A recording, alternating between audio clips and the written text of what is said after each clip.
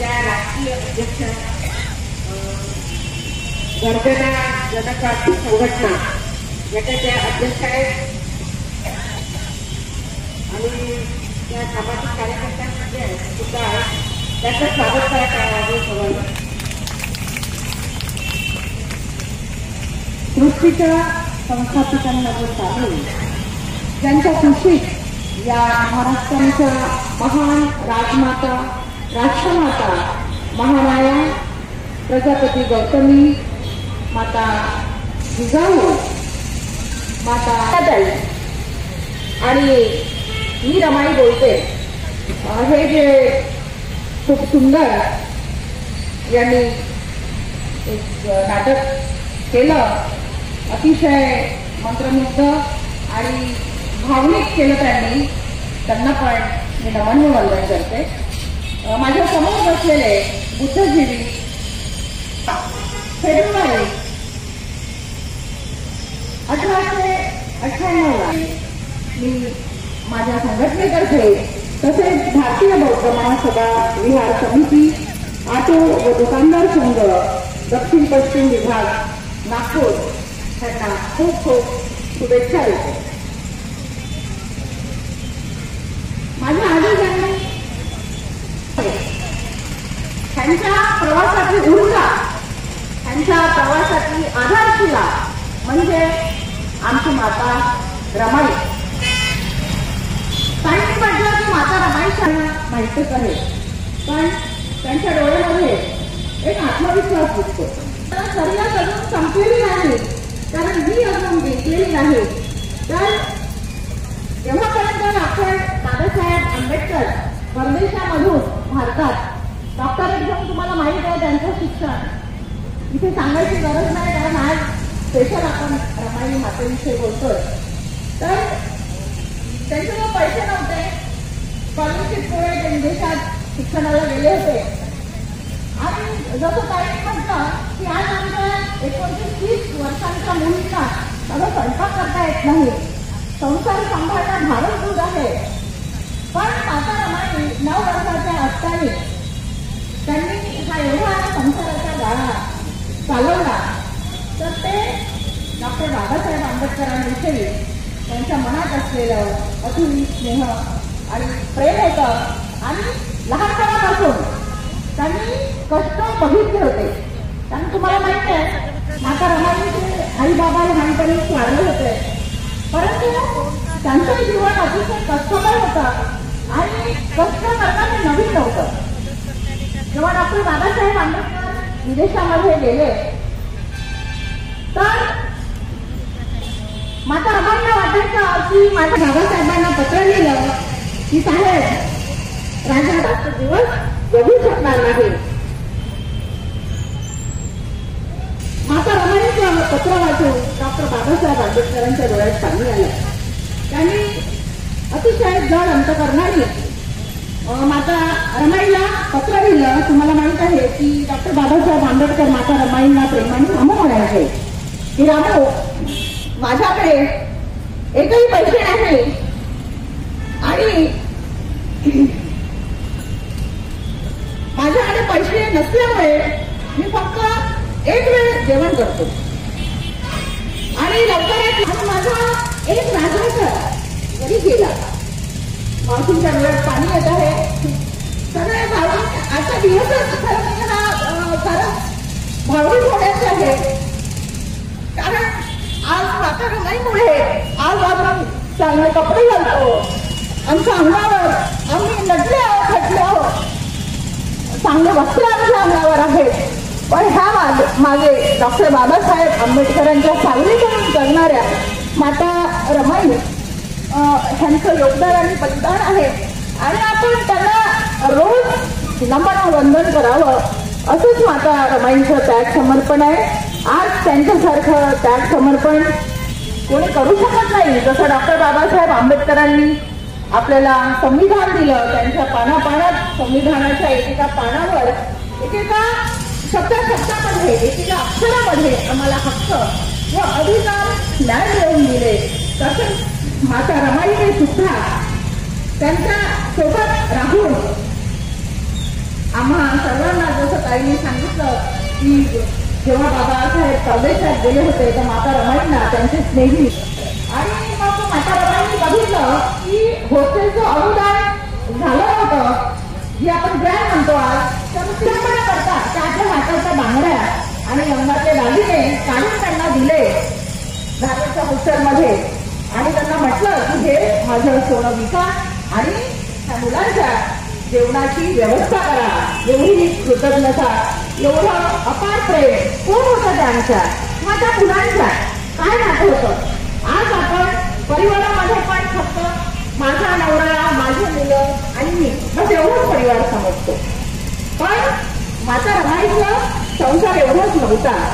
त्यांच्या संसारामध्ये संयुक्त कुटुंब डॉक्टर बाबासाहेब आंबेडकरांच्या आत्यापासून डॉक्टर बाबासाहेब आंबेडकरांच्या आत्या होते, जसे बाबा होते, त्यांचे भाऊ होते, बहिणी होत्या, त्यांच्या मुलांचा परिवार आज जे आपण राजरत्न आंबेडकर वगैरे बघतो हा त्यांचा म्हणजे भावांचा परिवार आहे. तर एवढा मोठा गाडा त्यांनी चालवला माता रमाईने आणि आम्हाला एक ब्रेडचा तुकडा खाऊन मी जगतोय आहे.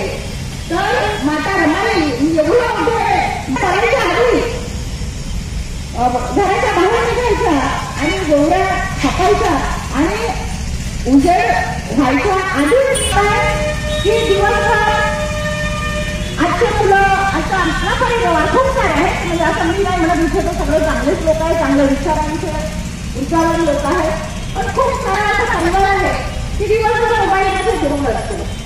बाजूला नवरात्री आहे आपल्याला विश्वास होता ज्यामुळे बाबासाहेब घडले. त्यांनी भारतीय संविधान निर्माण केलं, तुम्हाला आम्हाला हक्क आणि अधिकार दिले. त्या महानायकाची महानायिका म्हणून धन्यवाद करते. तुम्ही मला ऐकून घेतलं त्याबद्दल तुम्हाला ते बडा नहीं. कोई भी लक्ष्य मनुष्य के साहस से बड़ा नहीं. कितना भी संघर्ष करना हो लेकिन हारना नहीं.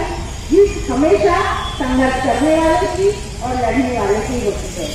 और आज ये 7 फरवरी 2025 का रमाई जयंती का प्रोग्राम सफल हो. नफरत नहीं हम प्रेम के आदि है. बोलो नफरत नहीं हम प्रेम के आदि है. हमें गर्व है कि हम अम्बेडकरवादी है.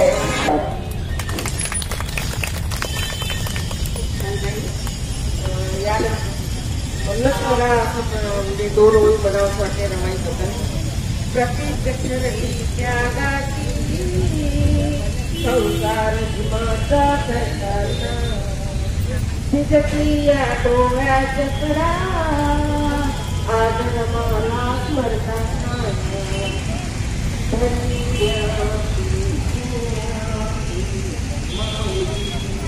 मनोगत उद्या अगोदर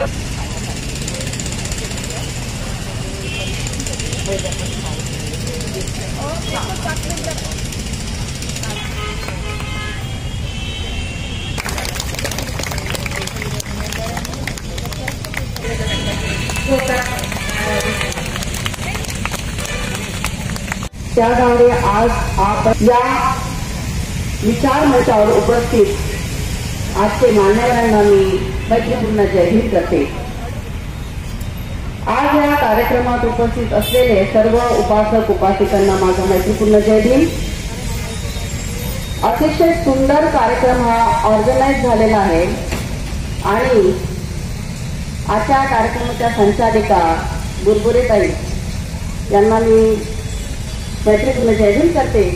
त्यांनी माझा असा परिचय दिला की मी याच एरियातली आहे आणि ते सतत काम करत असते. थँक्यू. म्हणजे मी काम करते असं दिसतं तुम्हाला. रमाई मात्र आयुष्यभर कष्ट तुझ्या वाट्याला तुझ्यामुळे फुलपण आम्हा काट्याला कसे खेळू पांग तुझे कशी करू उतराई कोटी कोटी लेकराची आई तू रमाई रमाई रमाई. इतकं सुंदर स्लोगन आजच्या या पॅम्पलेट्समध्ये आहे. खरंच माता रमाईचं आपण पान कधीच फेडू शकणार नाही आणि कोणताही व्यक्ती आईचे पान कधीच फेडू शकत नाही. ही अशी गोष्ट आहे की कुणीही ती पूर्ण करू शकत नाही अशी माता रमाई.